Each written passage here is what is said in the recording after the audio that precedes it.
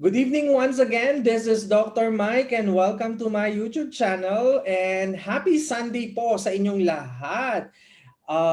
Kumusta po ang araw ninyo? Sana po safe kayo sa lahat po ng ating mga kababayan na nandito sa Hong Kong. I hope nag-enjoy po kayo sa off ninyo, either sa bahay po kayo or nasa labas. But here in Hong Kong, medyo please be safe, stay home as much as possible. At tinitignan ko lang sa ating YouTube kung online tayo, naka-on tayo. Ayan. So kasi po tumataas po ang kaso natin ngayon dito sa Hong Kong, almost 100 plus ang na-test po today for COVID-19. So sa lahat po ng mga kababayan natin, please be safe.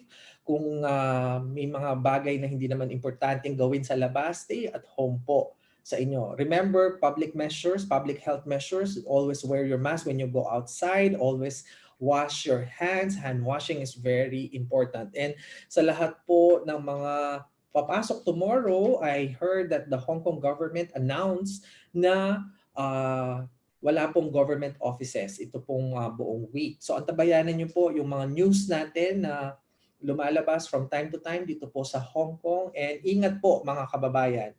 And good evening po sa lahat ng ating mga viewers na ayan, pumasok na sila. Sa lahat po ng mga viewers natin na nakaantabay sa atin lagi every Wednesday, Friday, and Sunday. And ngayong Sunday, so iba na naman ang ating pag-uusapan. So ito medyo light, medyo masaya. And one of my favorite, nung pong ako estudyante, ang operating room ang pinaka-exciting. Kung ang emergency room exciting na area, sa akin, operating room ang exciting. Because in every rotation, meron po kaming time, pagkakataon, na nandun po kami sa operating room. Like for example, in the Department of Surgery. So nandun kami. Lalo na po kung may mga elective cases or emergency cases where we assist dun sa mga surgeon or consultant namin, and we tend to see or do some practice or tinuturuan po kami in terms of mga surgical procedures. Yan, mga appendectomy, yung naoperahan ng appendicitis, yung naoperahan ng hernia, yung naoperahan ng different parts ng naoperahan. Or sometimes in OB, yan, during cesarean delivery. So nag-a-assist po kami dyan. And then sa ENT, and so on and so forth. Or even in pediatrics, because pag nagka-catch kami ng baby for cesarean delivery, so nandun din po kami sa operating room. And also in anesthesia. So yun po yung mga naging rotation namin na kung saan pumapasok kami sa operating room. But however, some medyo natatakot sa operating room. Ano nga ba ang meron sa operating room? So sino nga ba ang mga tao na nasa operating room? So ito yung mga discussion na pag-uusapan ngayong gabi. And maaari po kayo mga kababayan, sa mga viewers natin na naka-experience na maoperahan or mapunta doon sa operating room. So ito yung mga didiscuss natin ngayong gabi. Medyo exciting because we will share our experiences po para sa inyo. And before anything else, I want to share po itong quote na ito. Sabi dito sa quote na ito, one of my surgical giant friends, sabi, had in his operating room a sign. Okay? If the operation is difficult, you are doing it right, what he meant was you have to plan every operations and you could ever be casual. So tandaan po, bago po yung operation, pinag-aaralan po ano po yung best approach, etc. You have to realize that any operation is a potential fatality. So dapat po team yan na pag nandoon sa operation, sa operating room. Kung ano pong kaso yan, so pinag-uusapan kung ano pong best approach na gagawin, ano yung operation na gagawin, etc. Hindi po pwedeng hiwa-hiwalay. So dapat po focus anong gagawin dyan sa operating room. So again po, ito po yung pag-uusapan natin ngayong gabi. And if you are interested or if you have questions, feel free po na i-post po ninyo yung question ninyo sa ating chat box, and with our guest, sasagutin po natin yung mga questions sa ninyo. And ayan, dumami po yung mga ating mga viewers ngayong gabi. Maraming salamat po sa lahat po. I'll try to greet you po at sabihin ko po yung mga pangalan nyo later. Okay, so lahat po ng subscribers natin, lahat po ng mga viewers natin sa different parts ng mundo, from Hong Kong to Philippines to Korea to Taiwan to Thailand, Qatar, Bahrain, UK, US, Canada. Ano pa ba? Sana hindi ko po makalimutan. Maraming salamat po sa inyo. So without any further ado, let me introduce our guest tonight.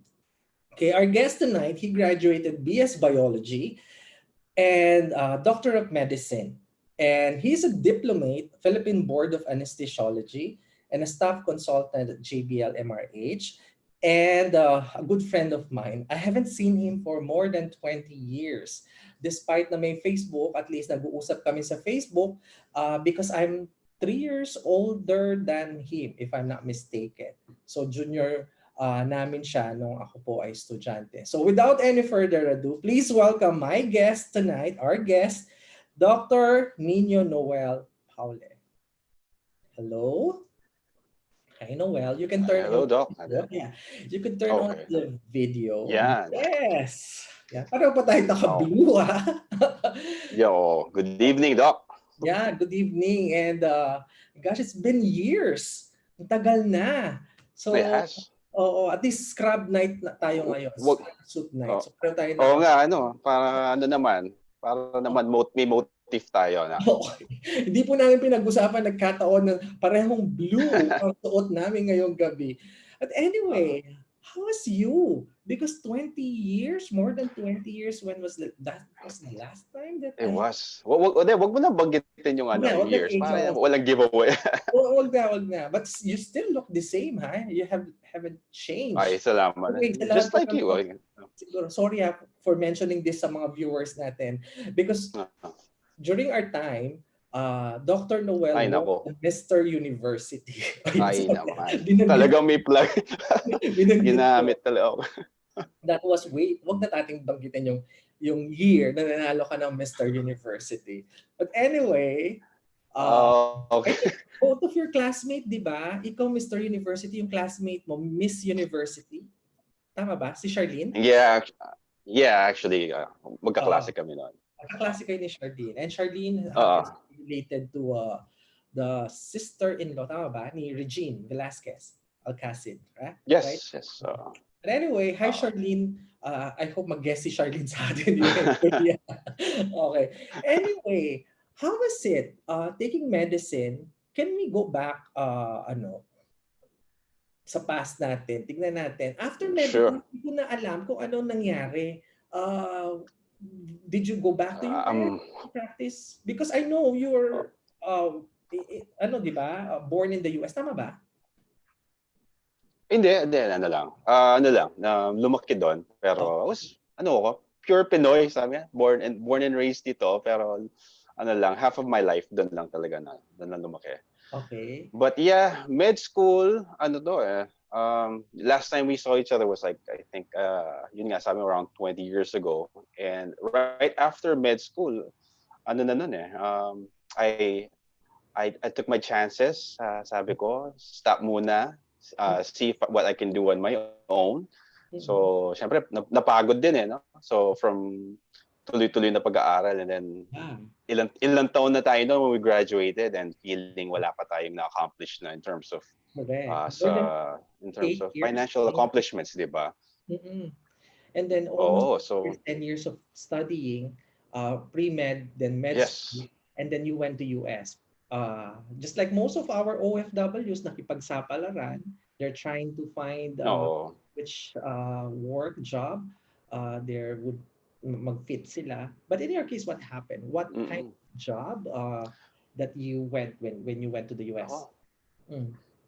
So, syempre, when you get there, hindi naman umaandar yung yung pagka-doktor mo. So, the diploma doesn't really mean anything until you've taken all the necessary steps. So, yung series of examinations, yung internship in the US.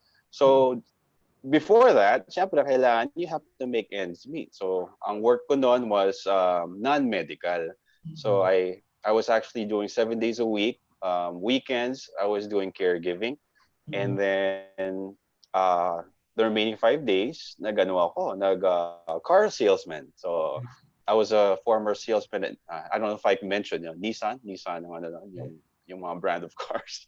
So yun, if you can imagine, doing 24-hour duties and rounds, and then all of a sudden, inaaral ko kung ano yung klaseng kotse na dapat na yung mga features niya, kung ano yung typical market na may gusto. So it was a stretch, and it was something it was a new challenge, kumbaga. Yeah.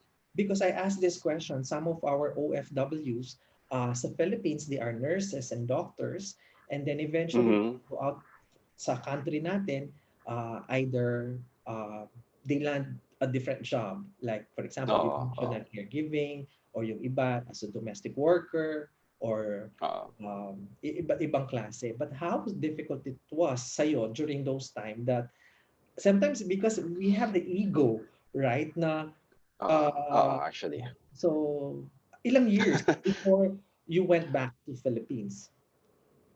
So it was about, I think I spent around 2.5 years. So Mm. nandun ako doing this, sabi nga, yung same old routine. So ang ginawa ko is, lang, tama ka, yung first parang struggle dyan is yung getting over yung sana mo Mm-mm. sa ego of ganito yung ginagawa, and then all of a sudden, bakit ganito yung yung parang estado mo. So, but pag naano mo naman, when you realize that you're just doing a job, trying to make ends meet, ano naman yan eh. Parang that's the one thing na maano mo siya, para malampasan yung araw. Yung parang ganun na lang eh. But it took me 2.5 years to realize na Okay. enough is enough.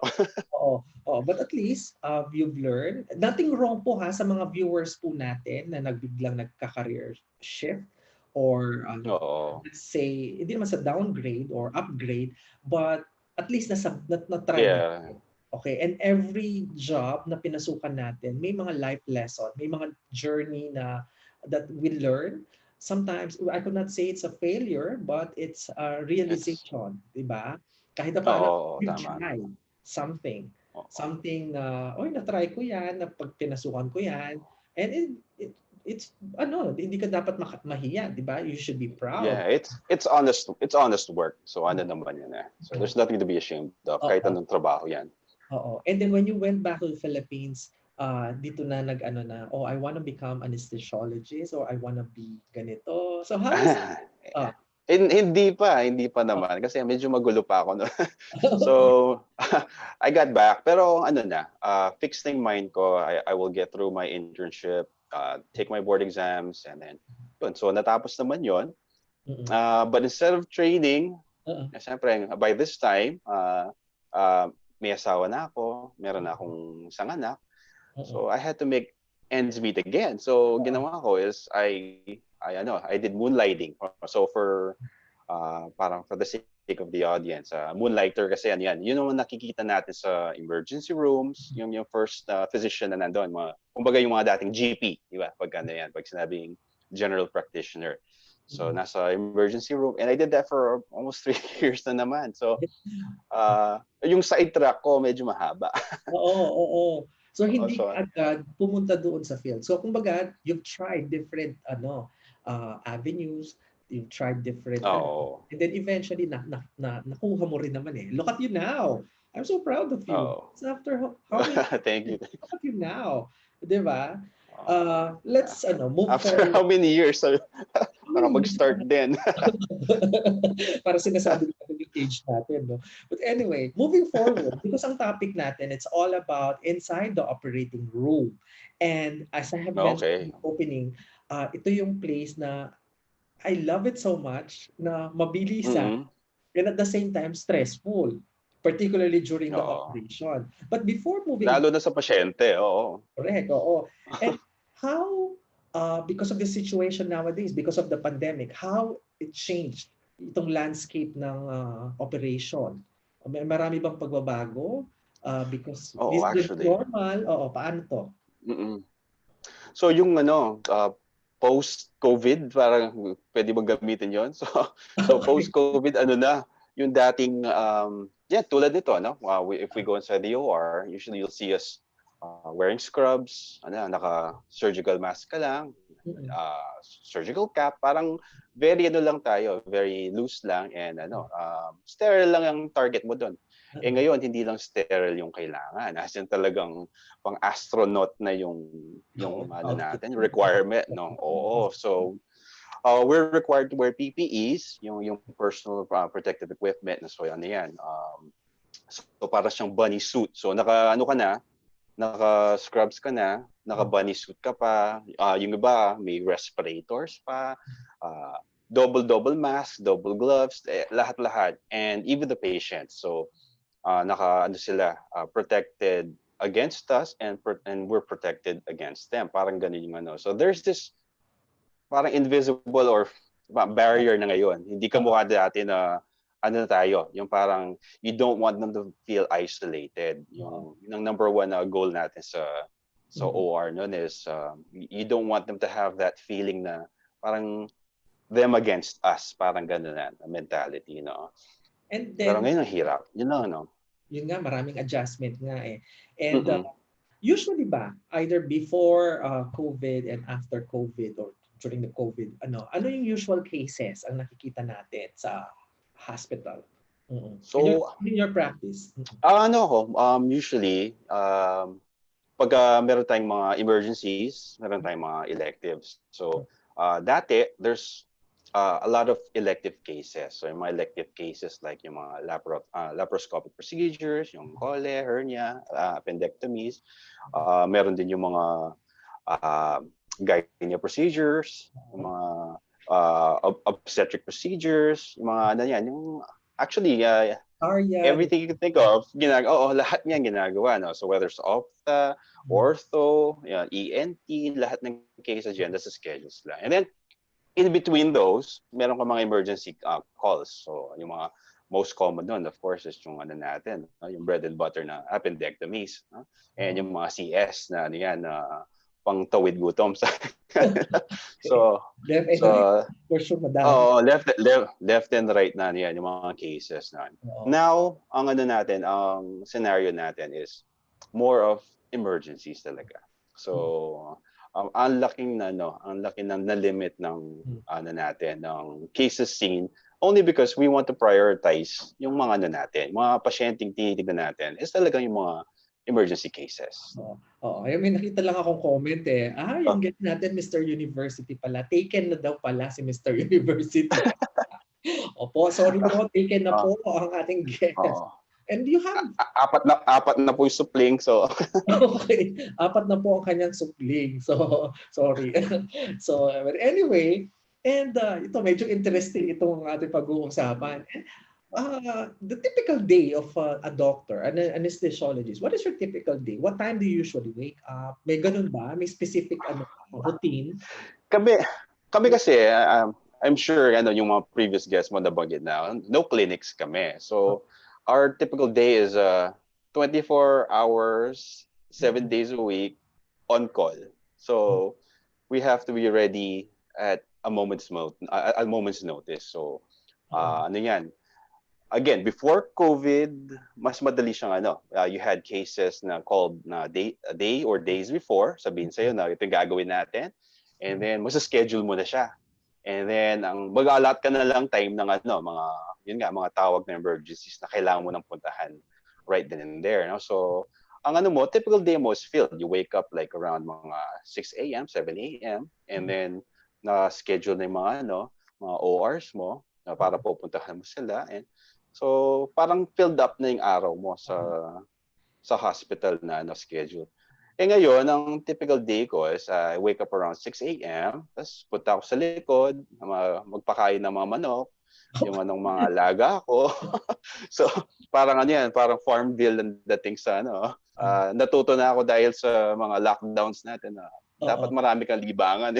Libangan, But again, still, yung namin dito is, you have to be ready pag tinawag ka, kailangan kahit paano mabago pa rin naalis ng bahay. So, dapat efficient yung oras mo kung paano ka magkapagayos. How difficult it is na yun lagi kang on call and you're a family man. How do you balance between Yes. itong mga on call na to and then your family? I actually it's harder on them rather than myself kasi syempre lalo na dati sometimes you could be out for dinner, yung family night Oh, your hindi family ganyan, day biglang nyo. itatawag. Oh, susubo mo na lang yung Oh. may tatawag sa and you have to go. So there was a time na kailangan dalawa kami sasakyan na aalis. So just in case I had an emergency, Oo. hindi naman sila parang left stranded sa sa Correct. kung nasan sila. Oo. And then we just realized na of course may ano yan may levels of maturity, may levels din ng ng needs, no? So na-realize ko it's just this is a profession, but at the same time it was a profession na it was geared towards providing for my family. Mm. So sabi ko kung may pamilya na rin, nasa labas na kami and we're having quality time, Mm. things can wait. Parang gano'n na lang yan. So, ano yan, di man lahat mapupunta. Hindi naman tayo Superman na kakalipad ng kahit saan-saan. So, I made sure that if I'm with my family, then I'm with my family. So, that means I'm sure they can call somebody else. Not Mm. unless, ano lang talaga to, unless, siyempre, if there's something you can do. But you Mm. have to make time, di ba? So, if it's with the family, Ah, kailangan sila. If it's with the patient, then the family understands na okay. naman. And May then, ito ginagawa. na, para sa mga viewers natin, para maintindihan Mhm. nila, inside the operating room, ito, mag-move forward tayo ng konti. Na-mention natin, Okay, okay. natin. Inside the operating room, so most of the time, anesthesiologist ang nauuna sa operating room. And most of the time Mhm. din, ang patient sedated na, so hindi na alam kung ano nangyayari pagpasok sa operating room. And inside the operating room, ano nakikita natin doon? Sino yung mga tao doon sa loob ng operating room? Or maaaring sasabihin nila, doktor lang at saka yung anesthesiologist ang nandyan. Sino ba mga tao dyan sa operating room? Okay, so OR ano yan? It's a team effort yan. No? So pag sinabi nating surgical team, so nandiyan na yung ANES, no? So nandiyan yung mga staff nurses, mga attendants, and then you even of course your surgical team pag minsan hindi lang isa yan, meron pa siyang mga assist na kasama, no? So these are all the people na ano sila, may kanya-kanyang trabaho. So just to cater to the needs of the patient. So kasi ang ano natin dito is hindi ko naman pwedeng i-focus time ko kung sa operation kasi nandun na yung surgeon mo. Yung surgeon naman in the same manner, ang focus niya is the surgery. He knows that or he can trust the care of the patient sa ANES, no? And vice versa. So ano to, per specialties, meron tayong specific roles. So ang pasyente actually marami siyang nakikita na naka-mask na, naka-scrubs na before. Eh ngayon actually parang naka-astronaut suit na, so hindi na alam kung sino-sino. Pero Oo. definitely meron ka ng anesthesiologist, nandiyan yung surgeons mo or OB or any surgical team. And of course yung mga staff nurses and attendants. So madami. Puno yung puno yung OR with people to assist. Usually mga 5 or more na tao na nandun sa loob, di ba? Oo, May actually, kanya-kanyang oo. specific role. And during the surgery itself, na I Mm-mm. remember during the training, ang lamig-lamig dun sa operating room. Di ba? Super lamig sa operating room. Oo. Uh, pag ganun ang process, there are times na mahaba yung surgery. Minsan umaabot ng Yes. ilang oras. And question, curious ang mga tao, curious ang mga viewers Mm. natin, paano kumakain? Kumakain ba? Lumalabas ba ng operating room ang mga tao na iiwan yung pasyente doon? Paano yon?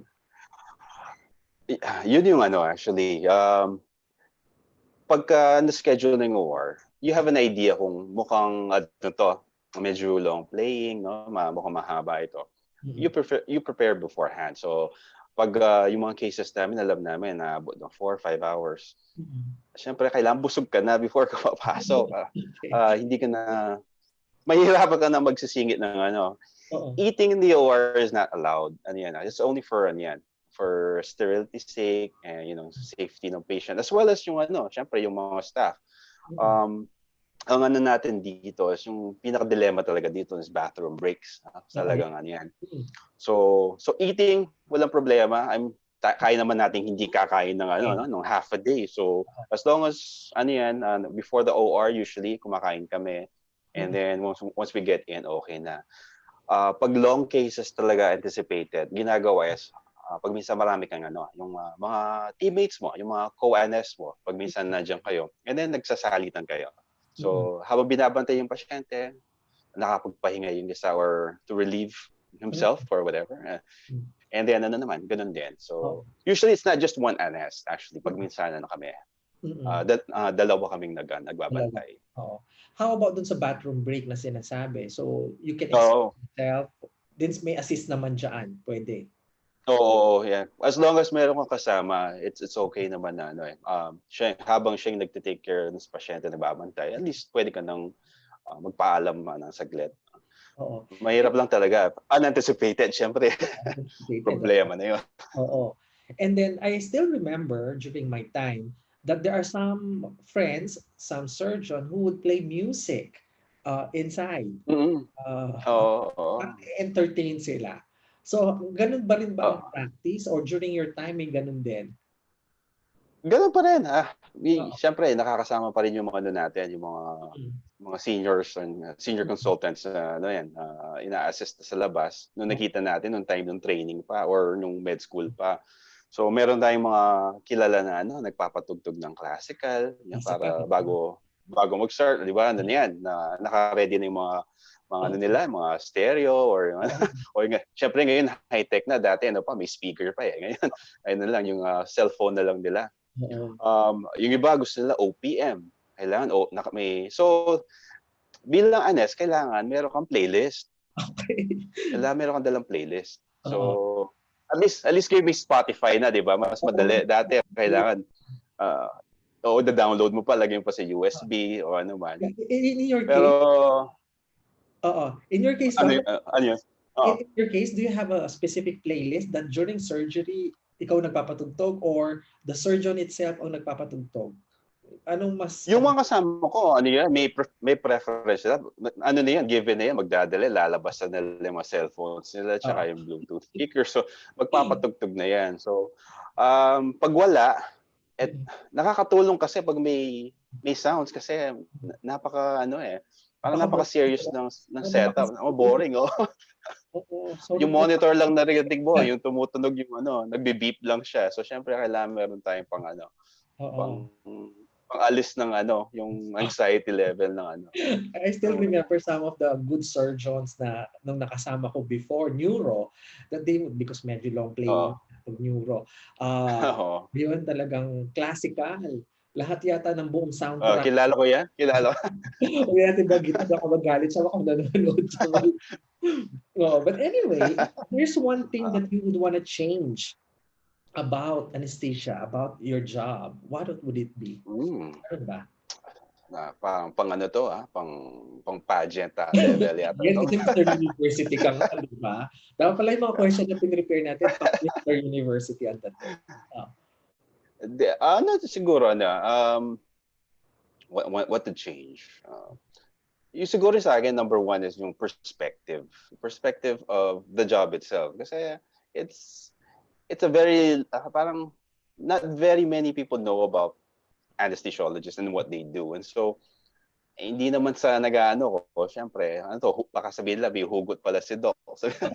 Pero, di ba, di ba, yung ano natin dyan is, we have that mindset na ang ANES, ang trabaho niya, tutusok, uupo, tapos na. Parang, piece of cake. Ganun lang yung ano niya, yung trabaho niya, napakadali. Tapos pag minsan, pagkagising mo, wala na siya, yung iniwan ka niya, tapos naniningil siya na malaki, hindi mo man siya kilala. So those are the things that I was hoping that ano mabago yung ano yung perspective, because there's so much more that goes into the preparation and and actual ano kung anong management na ginagawa while they're sleeping. So I mean the the things that they see before and after, what it doesn't compare to the stuff that happens actually during pagtulog na. Kasi that's the time that we take over. So habang sila yung nagpapahinga, kami naman ang pinapawisan at Oo. kinakabahan kasi ano nakasalalay na sa amin lahat yung syempre yung outcome ng procedure. Oo. And what do So you perspective, definitely, Yeah. Oo. And what do you enjoy most being an anesthesiologist? I think compared sa ibang specialties, it's the time. Mm. Yung yan, like I said, although we're on call 24/7, ang kagandahan nito is like now, 'di ba? Nasa bahay, pagkagising ko, unless there's something special going on, ay nasa bahay pa rin. So Oo. home base is my clinic. So Ah, ang kagandahan nito is yung freedom na is just to lang, nakakapag-relax ka sa bahay, kasama yung mga pamilya mo. And then pagka natawag ka na, trabaho na. I mean, you can't get any better than that, di ba? Yung alam mo pag tinawagan ka kasi trabaho 'yon, oo. hindi yung Mm. Sa isang hindi kung araw, ano-ano pang gagawin. is there any instances sa isang araw na you receive more? How many cases do you receive, for example, sa isang araw? Ah, baka ma-BIR tayo dito. Roughly lang. Ah, sabi nga, ang natin dito, pag minsan wala. There are instances where Zero. nagkataon, wala kang ginagawa. So, enjoy it kasi yan more time for you. There are times na you can have just one case pero it takes up your entire day. Okay.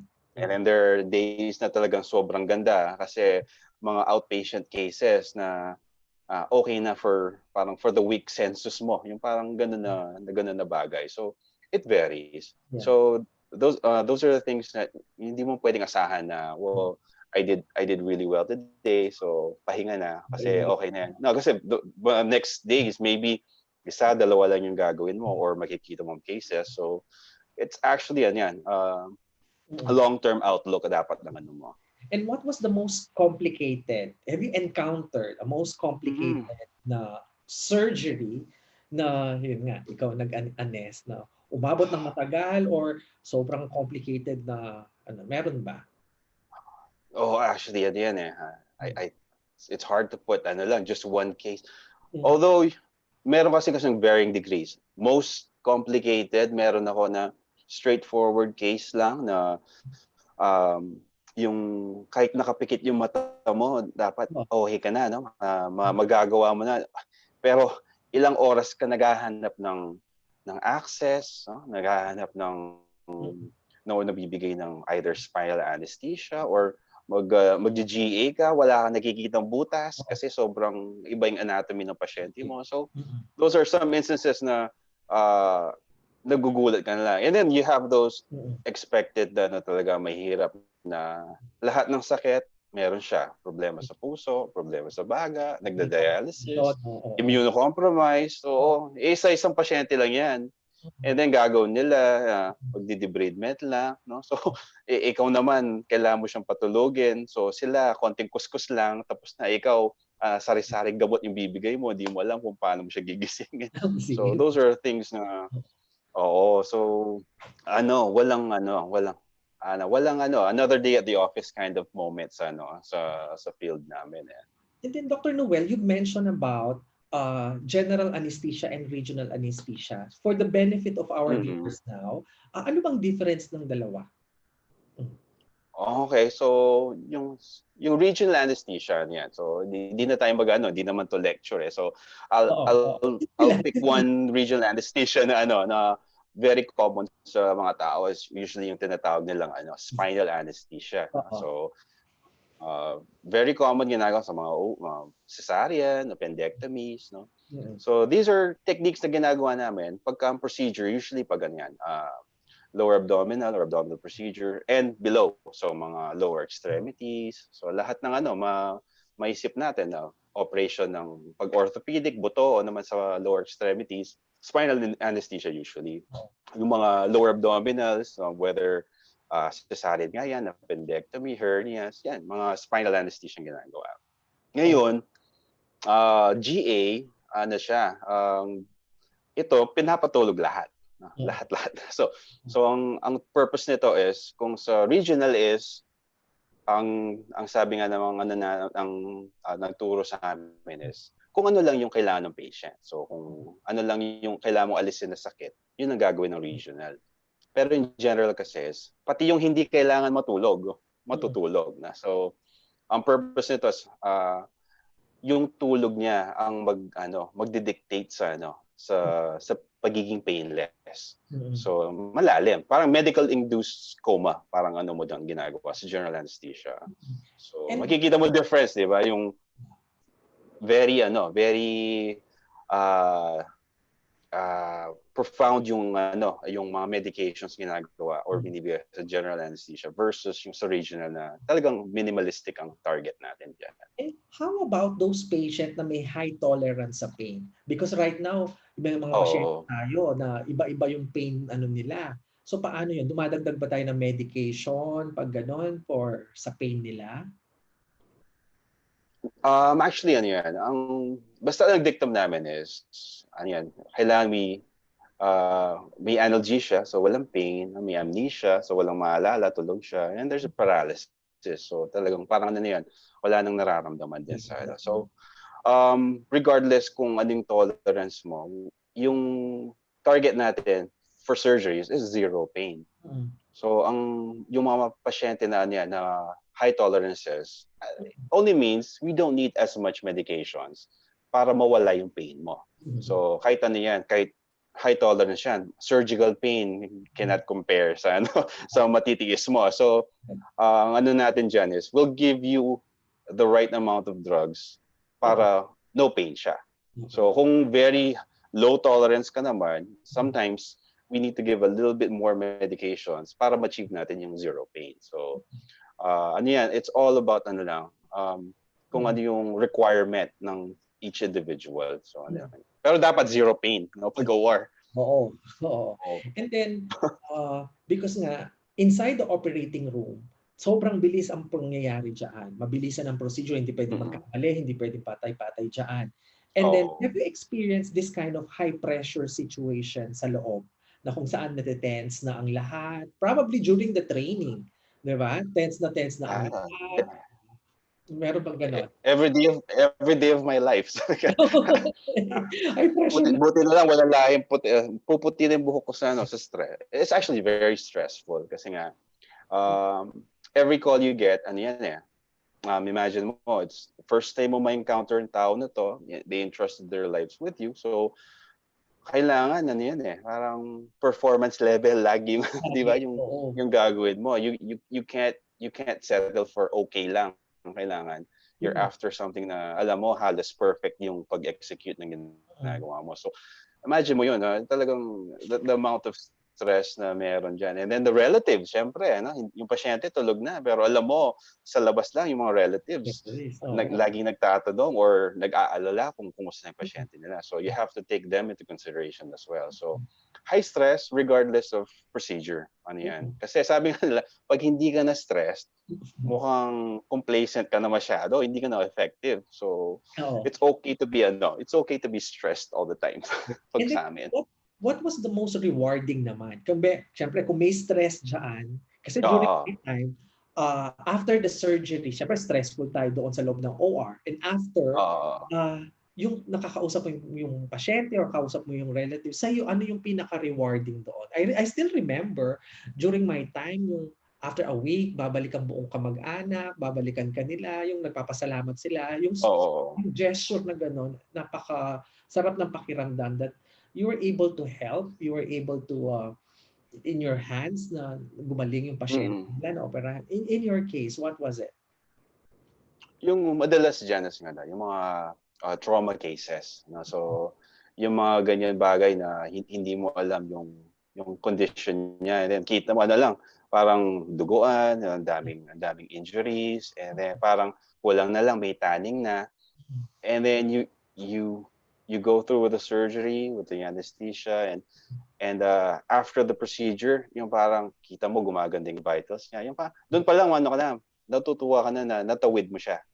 And then, pag ni-rounds mo after nakakausap na sa ICU, yung parang sumasagot-sagot na, and then the following days, nalilipat siya sa regular room. Kahit hindi pa stable, yung little things na kesa naman dun sa nakita mo, and akala mo parang parang the end na to, pero nakuha pa ng discharge. Those are the most rewarding ones na yung pag-success story talaga niya, yung procedures. Na-curious lang ako, of all the different specialties, why specific to anesthesia ang napili mo? You could be a surgeon, you could be a good neurosurgeon or ENT. Why specific on anesthesia? Ever since ba? Or do you have a family members na sa anesthesia? Yeah. Actually, I'm the only one in my family na sa medical field. So, secret lang to pero hindi first love si Anes. Maraming nanonood sa atin, mga bossing natin. Ganun ba? So, hindi na pala secret. No, hindi na to secret. So, actually, my first love was surgery. Surgery. Kasi nga, gusto ko yung OR. I love the OR setup. Yung natin. Yung location ng work mo. No? Pero at the same time, gusto ko rin yung yung management ng IM, no? Yung interpersonal relationship sa pasyente na may yung talagang nakakausap mo lahat. No? Tapos ikaw yung sa parang intensive care management. So it was only natural na you like the OR, you like dealing with the patients. So parang pwede na actually. Kasi naligaw na rin ako. Mali yata yung department na kinatok ko. So okay, no turning back. Matagal na rin ako nagmo-moonlight. Kailangan mag-training na ako. Oo. Pero I liked it. Kasi siya. It was new, it was challenging, and it was so many friends sa anesthesia field. Diba? Oo. Napaka-exciting din. During my time is Dr. Munoz, si Dr. and Dr. Mga idol yan. Sila yung naalala ko. And then I have a good friend, Dr. Rino Grand. Si Dr. Francisco, nandun pa rin ba? Wala na. He was my chairman at the time sa department namin when I was in training. So yeah, I learned a lot from Doc Franz. So sila yung sila yung nag-guide sa amin until nung nag-graduate actually. Sila yung namin, mga head namin. Along with Dr. Albert David, yung siya yung naging training officer then. So siya ngayon yung department chair. So again, those individuals ang nag-shape sa amin sa training. The other names you mentioned, yung mga colleagues nakakasama sa labas also shared invaluable yung expertise experiences nila. So sila Dr. Munoz, madalas ko nakakasama din sa labas, si Dr. Elaine. So sila naman, that's a good thing about our field nga. I mentioned before, it's networking.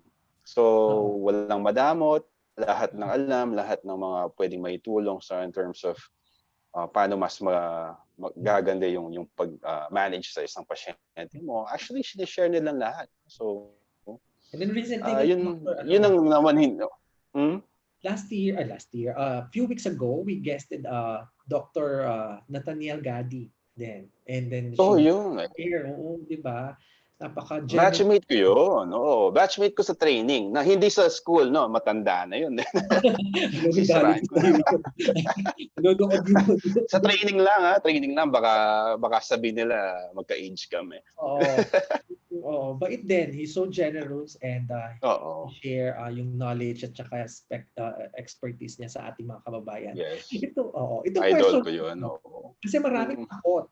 Maraming natatakot sa operating room. I myself, nung first time ko sa operating room, it's napaka-creepy. Particularly dun sa na medyo there's something. Alam naman natin, minsan may maraming namamatay dyan sa operating room or maraming cases dyan. Have you experienced na medyo kakaiba? Kasi minsan, di ba, ang anesthesiologist, minsan ang unang pumapasok doon. Siyempre. Ibang tao na nandoon. Ikaw lang o minsan yung pasyente kasama mo. Medyo creepy. Have you experienced something? Yung sana naman, baka sa mere description ng OR, baka giveaway na sa mga nakikinig kung baka pakala, naninira ako ng ospital. But of course, yung sa amin, talaga is, kung takot ka sa madilim na lugar, takot ka sa nag-iisa. I don't think this is the job for you kasi ganun nga eh. Ikaw ang papasok, ikaw ang magse-set up sa room, ikaw yung kumbaga mag-aabang sa pasyente bago siya. Then mismong pasyente nakakatakot yung tsura kasi Oo. syempre first time mo pa lang sila ma-handle, makikita, no? Pero yun nga, yung mga horror stories siguro sa OR, buti na lang wala akong third eye. Pero ang weirdest siguro nangyari sa akin was training pa. It Oo. was it was back then kasi kukunti lang kami. So Oo. we would have every other day na 24-hour duty. So kumbaga pahinga ka lang para matulog sa bahay and then balik na sa trabaho. Well, there's this one time na sabi nga ng wife ko, is parang pati naman sa bahay pag natutulog ka, nagsasalita ka at nag-anesthesia ka, sabi. Ganoon naman yung feeling ko sa panaginip ko, trabaho pa rin. Oo. And there's this one time when I went back on duty, sinalubong ako ng staff nga. Sabi niya, "Oh, Doc, ba't nandito ka na naman?" Sabi ko, "Syempre, duty ako." "Hindi, di ba duty ka kagabi?" Sabi niya na. "Hindi, ngayon pa lang ako mag-duty." "Hindi," sabi niya, "nandito ka kagabi. Daan-daan ka dito." Sabi, tapos pag tinatawag ka, gumaganon ka pa. "Oo, nung sinasabi ko, hindi ka naman nagsasalita." Sabi, "Pero nandyan ka." Hindi, nasa bahay ako natutulog. "Hindi, yung scrubs mo nga, ganito-ganito pa." Describe pa yung suot ng ano. So sabi ko, nako, mukhang Oo. pati yata sa nag-out of body na yata. Hindi, kasi sa institution namin, meron daw nalaman ko na may doppelganger na Oo. doppelganger daw sa So marami ng instances na yan, mga double-double na Yeah. Oo. yung parang na kumuha ng onion nila. So, yan lang. Weird, sabi nga. Pero first hand na, mas maganda nang wala na akong magiging ng ganun. Oo, usually din naman during my time din, I've experienced so many things doon sa pinag-trainingan. But may use ka rin. Eventually, lalo na Oo. medyo creepy yung lugar plus ang lamig-lamig doon sa loob. Sobra yung lakas ng aircon Oo. sa loob. Masasanay ka. Masasanay ka na rin. And eventually, pag Masasanay ka rin. Oo. nakita ka, sabihin mo, "Hi, hello." Ganun lang ang gagawin mo. But anyway, Imagine mo na lang talagang nandun siya, na staff na lang, hindi siya, correct. Oo. hindi siya unwanted guest. Oo. Itong question ko, meron bang, being an anesthesiologist, have you sacrificed anything for the sake of your patient? Siguro nga na-mention mo kanina something about the family. Ganun ba? That may Oo, actually, that's the biggest thing. Kahit anong mo dyan, it's the time. Yun ang mo yan eh. So, kasi when you parang invest yourself sa sa work mo, something has to give, di ba? So, kung 100% mo binibigay mo sa ganitong bagay sa trabaho mo, yung 100% na yun, walang natitira sa other things. So, of course, yung time for other things, lalo na sa personal life, sa pamilya, compromise din yan. That's why I said before, kung may yan, kailangan balanced kung pwede rin. Kaya you have to alternate between profession and sa family life. Oo. If given a chance na bumalik ulit, would you still choose anesthesiology or would you Ay, naku. Ayan parang beauty pageant question na naman. Ating Mr. Siyempre, Universe. yan. Magpakatotoo na, if I had known na ganito ka-toxic yung field namin, I probably would have chosen yung something na walang 24-hour on-call na yung 8 to 5 na lang. Parang baka sa radio na lang tayo sa patho or something. Pero hindi naman. Siyempre, everything happens for a reason. And itong ginawa namin to na pagtitrain, parang talagang invested so much already. And then when you look back, parang babalikan mo po ba yan? Definitely. Kasi napaka-rewarding naman yung experiences and nagawa sana namin sa field na to. So ito baka may nakikinig, sabihin nila na nagsisisi yata si Doc. Let's naman, check our chat box. Tignan natin kung may mga question ng ating mga OFWs na nanonood ngayon. Na-entertain sila sa ghost story natin. Sana sa susunod po kung gusto niyo mga nakakatawa. Ito, si De La Cruz, ang tanong niya, na-curious lang po ako, Doc Noel, bakit ako, nung na-OR ako, sobrang lamig talaga. Ito naman yung malamig na sinasabi ko. May connection to Oo. bakit ba kailangan maging malamig masyado may connection ba sa patient? Yung wala. Wala. Ay, meron. Actually, yung OR itself, design siyang malamig kasi maraming equipment diyan na kailangan. Meron silang set temp na kailangan ano yan, may mini-maintain. No? Otherwise, masisira sila. So, doon pa lang, ano na yan, kailangan yung kwarto, generally speaking, ano na siya, medyo malamig. Pero the moment na anesthesia ka, lalong ano yan, lalong lalamig yung kahit hindi malamig na kwarto kasi nawawala kasi yung reflexes natin na yung usual na pag walang gamot. So once na blunt lahat yung mga reflexes for the anesthesia, ayun talagang parang minagnify mo yung lamig ng kwarto. So minano ko na lang sa mga pasyenteng na pag minsan may ano kasi gising pa, no, kailangan na explain mo na sa kanila nangyayari. Ramdam na yung lamig and explain talaga na natural yon. Meaning umaandar yung ano nila, yung anesthetics nila. So pero in terms of ano naman, tinanong nila is kung masama yun. Pag minsan natatakot kasi ba't nag-chills or bakit sobrang lamig. So parang alalang-alala sila. I always remind them na nilang it's a natural na side effect, kumbaga, kasi reaction ng katawan yan.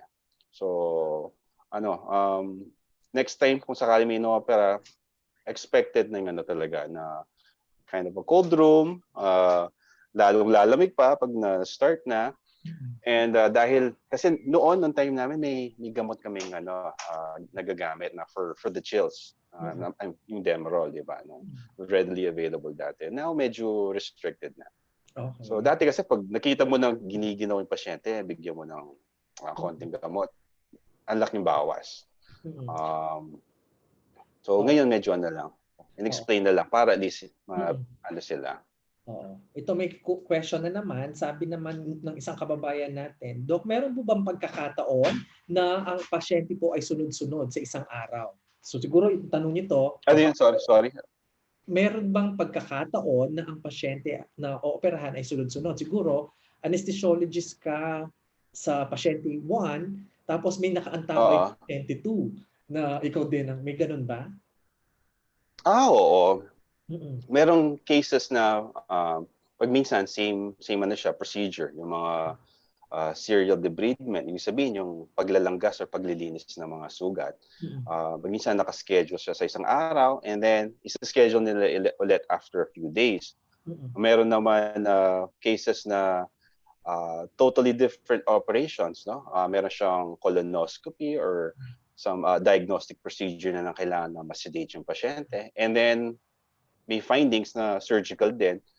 Pag na-schedule siya, ikaw din yung tatawagan na anesthesiologist for the surgical procedure naman. So, different procedures, different attendings yung nag-handle, pero same lang yung anesthesiologist for that patient. So, posible na yun. Dok, kailangan niyo po pa bang mag-aral before the procedure? Siguro ito before na ma-surgery yung patient. Kailangan pa daw bang mag-aral, magbasa ng libro? Siguro tinatanong niya. Oo. Ano yan, kasi yung sa ano namin, sa field namin, you have to know kung ano yung technique na ginagawa ng surgeons mo. So, pag may nabanggit sila na operasyon sa bituka, hindi naman pwedeng ano ka lang, yung sige, tusok dito and then tignan natin. Kasi kailangan mo alam mo ano ba yung technique niyan, gaano katagal, may blood loss bang kasama dyan, or meron bang dapat iniiwasan na structures na pagka nagkaroon ng complications, ano kayang gagawin mo nun next step. So you have to learn their surgical techniques and then ano yung mga anticipated na mga complications para ikaw din. So bukod dun sa ginagawa mong planning for that anesthesia, for the procedure, what if, parang what if may problema, anong pwede mong gawin para at least ikaw din nakahanda ka. So it's every day ano yan. And then of course, syempre, pag ano na yan, inaaral mo na, hindi siguro naman naalala pa ako ng anong ginawa before. So hindi naman everyday nagbabasa, no? Pag bagong technique, bagong operation, bagong surgeon na hindi mo pa nakasama, you have to familiarize yourself with the whole Itong question, last question. surgery itself. Oo, last question sa ating Okay. mga kababayan. Ito, medyo ano itong question na to, paghandaan to, pinaghandaan siguro ng kababayan natin itong question na to. Medyo mahirap ito, sinasabi ko na siya, pinapaano ko na kita. Doc, ano For po, 10,000 pesos. Again. oo, may price ito, no? Oo, ano po ang Oo. Oo. Sabi niya, Doc Noel, ano po ang feeling na maging Mr. University? Yun ang tanong niya. Oo, may premyo nga to. What is it? Hanggang ngayon po, nangingilabot pa, oh. That was long time ago. So how is it? Ayan, nawala tuloy si Dr. Joel. Are you there? Doc Noel, nawala. Hello? Ayun yung nawala tayo bigla. Tignan natin. Yes, yeah, back. Ba? Yeah, nawala. Parang may ano doon. Sensitive yata yung talk. Oo, may sound na tayo. Oo. But anyway, going back to the question. Biglang ano. Oo. Ano daw ang feeling na maging Mr. University? Yeah, ulitin ko. Hanggang ngayon may para malaman ko. Parang may nangyari yata. Hindi ka namin marinig yung audio. Hindi namin marinig ang audio. Wala naman yung audio? Ayan. Medyo malaka. Okay na ba? Yan, okay na. Okay na. Okay na. Oo. Oh, Siyempre, ano na ba, no? Flattering nung ano, nung... Ganun yun, medyo ang hirap pag-usapan. Ako, parang pinawisan na nakatawa ko sa... Sige. O, yun na lang siguro. Huwag din natin tanongin yun. Oo, basta the most important is, once in your life, naging Mr. University ka. Then you were able to inspire other people because of that title. Diba? Ano na lang ang galing mo. Dapat ikaw ang ano? Dapat ikaw sumagot. But it's up to you. Do you want to answer? If you want to answer, sige. Ano ang nabago? No. Mas maganda yung ano. Hindi rin ako makasagot eh. Oo, parang ano nabago sa buhay mo? Mula na nanalo ka ng Mr. But anyway, any part dahil doon naging honest ako, di ba? Oo. And then ang tawag yan, ako naman nawala tuloy, hindi ko na alam sasabihin ko. Any parting words sa ating mga viewers na hanggang ngayon, medyo alanganin sila, takot sila sa operating room. Basta for the viewers out there na for that will undergo or have family members that might undergo any surgical procedures. So at least from sa side namin na mga anesthesiologists, yung sa amin is parang rest assured naman yung mga mahal nyo sa buhay or yung kayo mismo na bilang pasyente ay pinaghahandaan namin, no? Yung bawat kaso, bawat procedure. So inaaral na namin yan, inaaral namin ulit para lang matiyak na yung experience nyo sa operating room is something that yung habol nga namin, the best compliment is something that you won't even remember. Parang ganun yung ano. So that's the best compliment that we can actually get as NS is pagkagising tinanong ka kung kailan mag-start or tapos na po ba. Parang ganun na yan. Alam mo yun na we did our job. We did our job well. So ganun yung ano nyo, isipin nyo na lang that for every patient, ang gusto namin is wala na kayong iisipin. Tulog lang kayo or kami nang mag-aalaga sa inyo. So para pagkagising, tapos na yung lahat. So ang ano natin dito is there's always someone there watching over. So hindi naman yan. It shouldn't be a frightening experience actually. It's something that it's something that's actually hindi naman pleasant pero ano siya, no, it's non-frightening actually kasi nga we do all the work for you. Oo. So with that, thank you so much for guesting sa ating live stream and it's nice. Thank you, Doc Mike. Thank you. Every time na nakakausap kita, I know it's been a while, But Mm. ang ano, parang it was only yesterday na lagi tayong nag-uusap, lagi tayong Oo nga. nagkikita, 'di ba?